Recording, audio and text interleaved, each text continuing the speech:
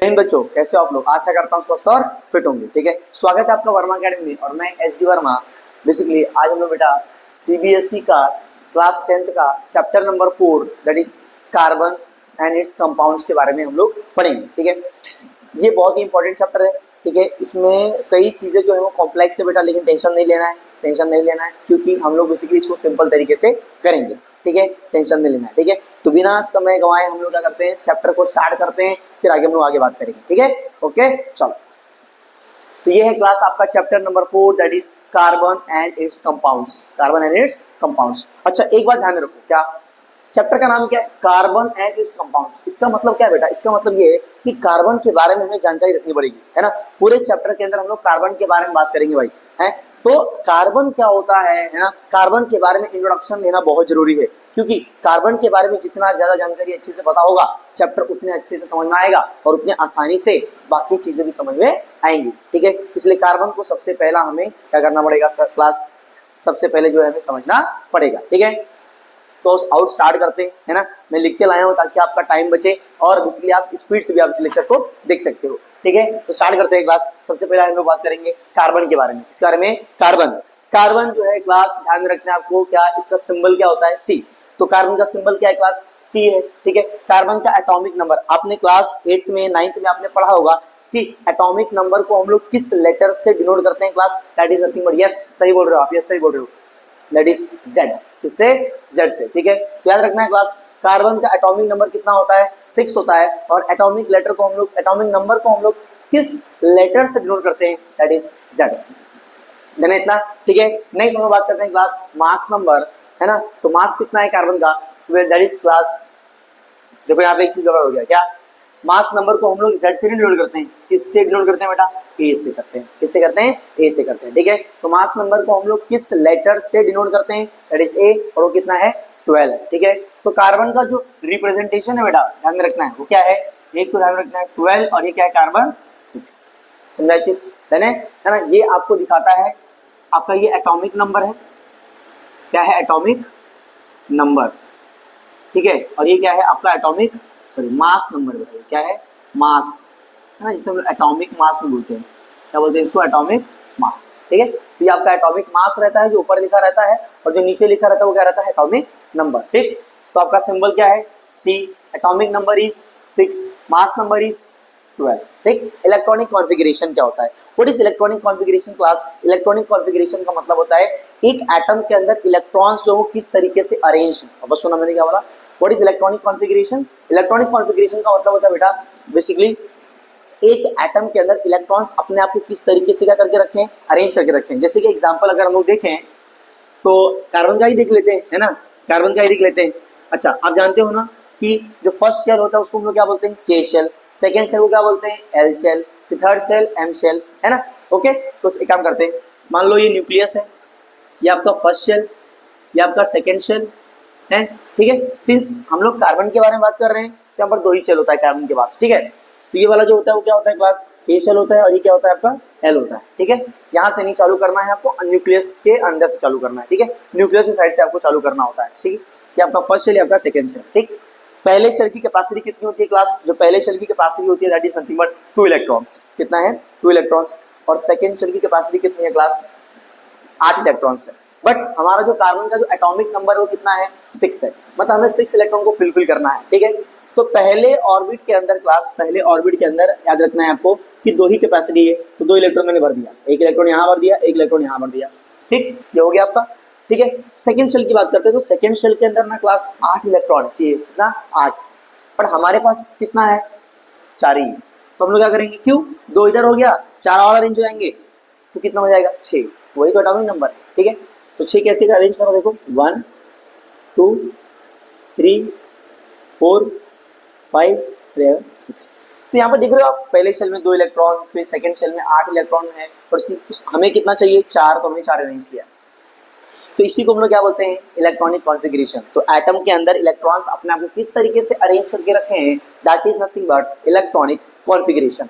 ठीक है, it is 2,4। तो एटॉमिक कार्बन का सिंबल सी होता है, एटॉमिक नंबर 6 होता है, मास नंबर 12 होता है। ठीक है, फिर आपको ध्यान रखना है electronic configuration class, electronic configuration is nothing but how much, that is nothing but class 2,4। कितना है 2,4। एक और बात ध्यान रखना है, इसकी वैलेंसी कितनी होती है क्लास 4।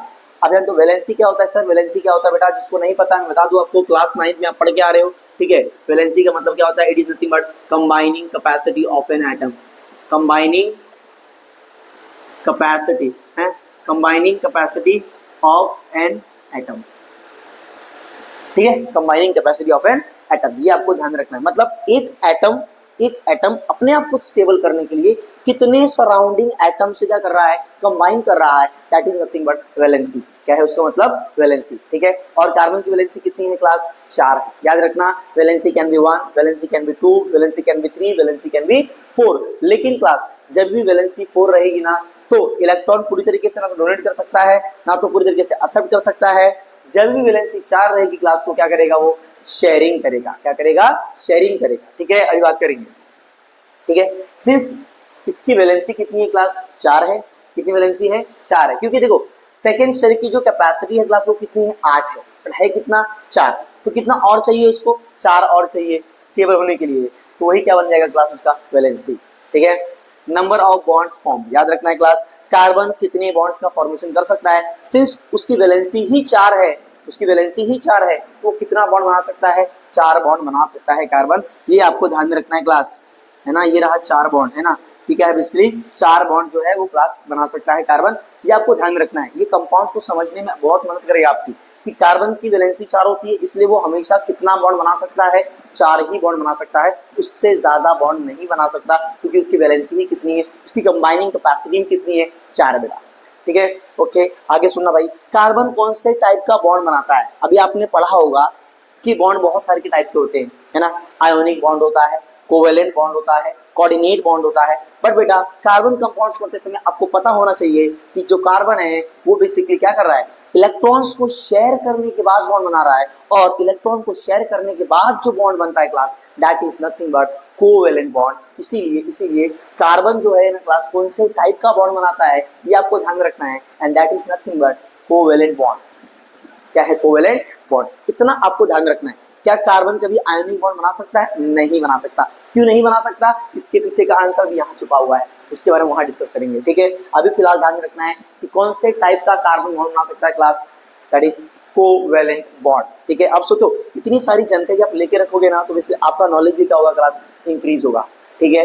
ओके चलो आगे ध्यान रखना है, कार्बन भाई मेटल नहीं होता, कार्बन क्या होता है, एक तरीके का नॉन मेटल होता है, ठीक। अच्छा ये ध्यान रखना, ज्यादातर कार्बन जो होते हैं ना class, they are poor conductor of heat and electricity. तो ज्यादातर केसेस में 90% से ज्यादा कार्बन जो है ना क्लास, वो बेसिकली या कार्बन के फॉर्म्स ज्यादातर क्या होते हैं, बैड कंडक्टर और poor conductor of heat and electricity, ठीक है। एक बार अच्छे से देख लो क्लास, कोई डाउट है तो आप बेसिकली कमेंट सेक्शन में मेंशन कर सकते हो, मैं उस टॉपिक को वापस से समझा सकता हूँ, ठीक है। हाँ कुछ बच्चों को चाहिए कि सर इलेक्ट्रॉनिक कॉन्फ़िगरेशन का और वीडियो बनाओ, एक वीडियो बना दो आप, जिसमें इलेक्ट्रॉनिक कॉन्फ़िगरेशन क्या होता है और अलग अलग एलिमेंट्स के इलेक्ट्रॉनिक कॉन्फ़िगरेशन हमें आप लिख के दिखाओ।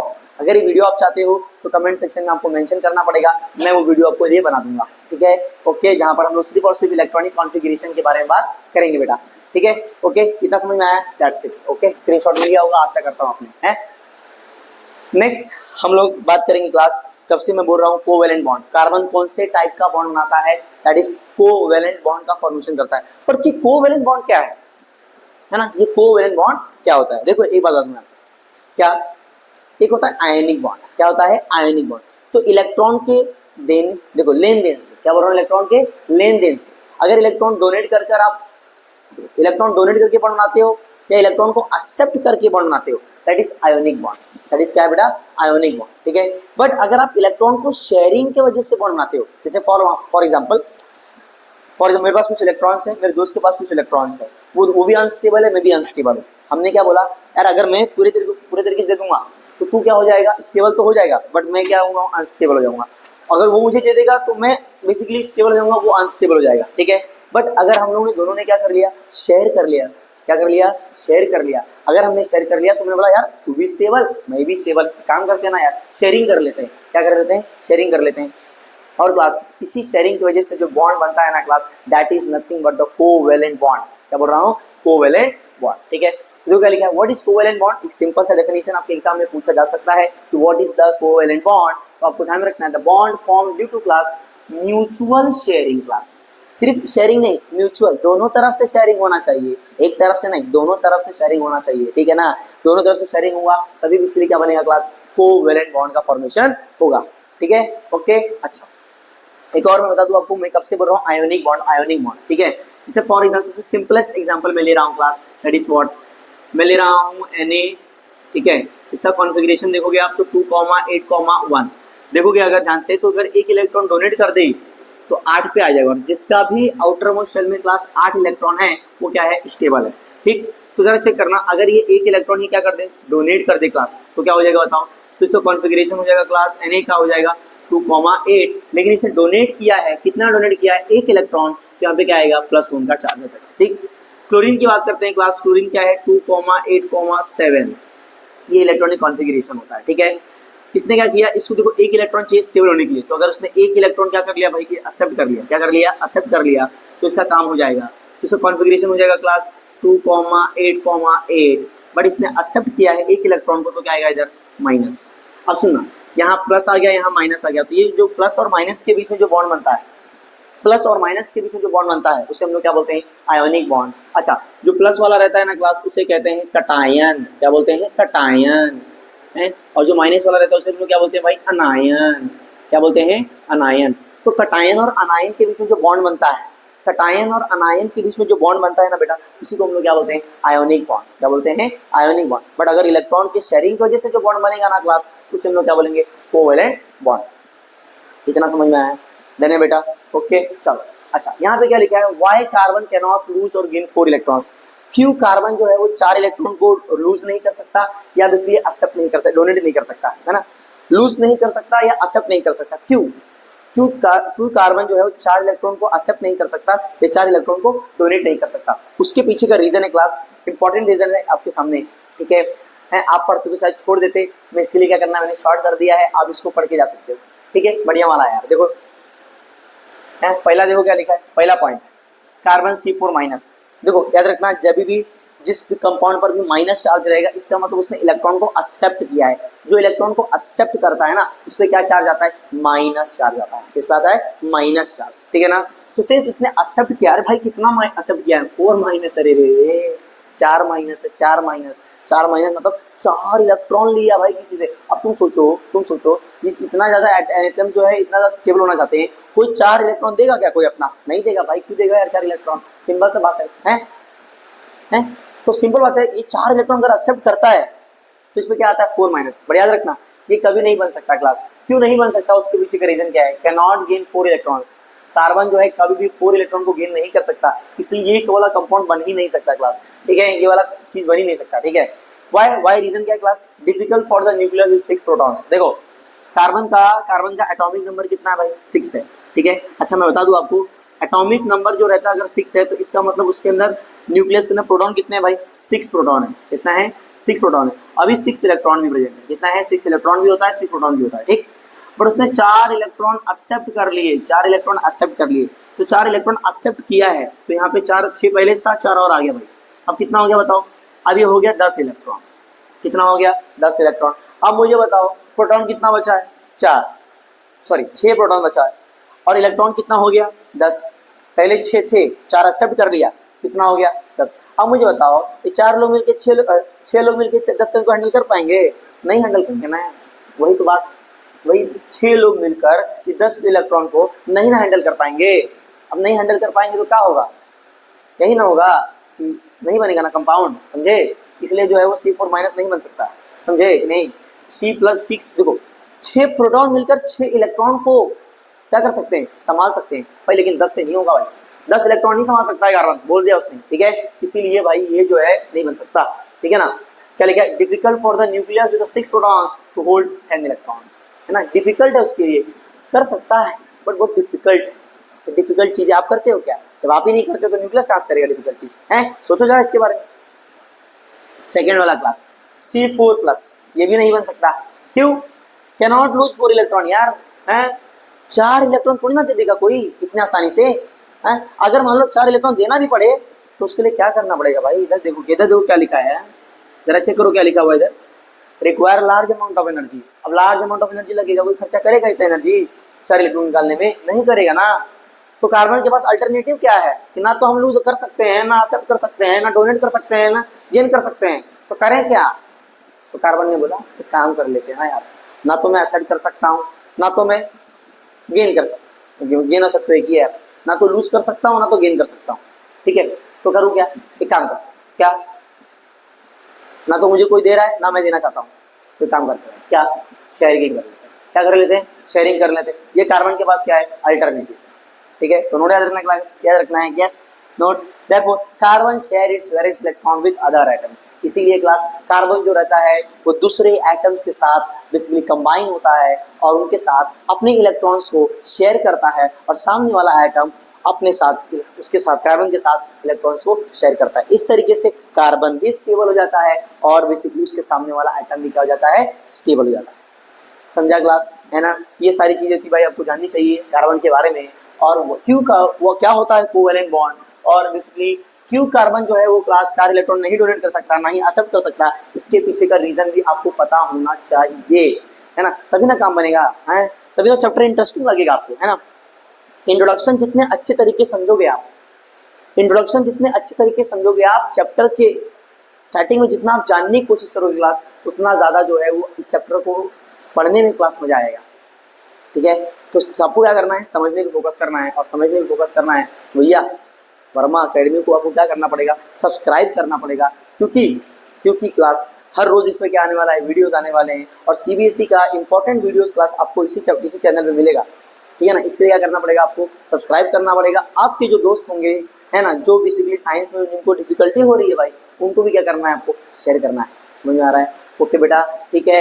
आज के लिए इतना ही, है ना? मुझे लगता है आज के लिए इतना ही छोटा सा वीडियो था, है, आप इसको देख सकते हो। इंट्रोडक्शन वाला पार्ट था, लेकिन क्लास जो कल सीखेंगे ना, जो कल सीखेंगे class, that is nothing but electronic configuration, sorry electronic configuration नहीं, कौन सा? इलेक्ट्रॉन डॉट स्ट्रक्चर, जो कि बहुत ज़्यादा इंपॉर्टेंट पॉइंट है। बहुत सारे बच्चों को डिफिकल्ट लगता है, लेकिन टेंशन नहीं लेना है, वर्मा एकेडमी है ना, टेंशन नहीं लेना है। एसडी वर्मा है, आपको सिखा के जाएगा इलेक्ट्रॉन डॉट स्ट्रक्चर किस तरीके से करना है, तो मैं सिखा के जाऊंगा। और इतना ही नहीं बेटा, ये बता दूं मैं आपको, ये चीज़ रिवील कर रहा हूँ, बता दे रहा हूँ। सोल्यूशन इंटेक्स के जो सोल्यूशन है ना, इस बार सोल्यूशन भी अपलोड करूंगा।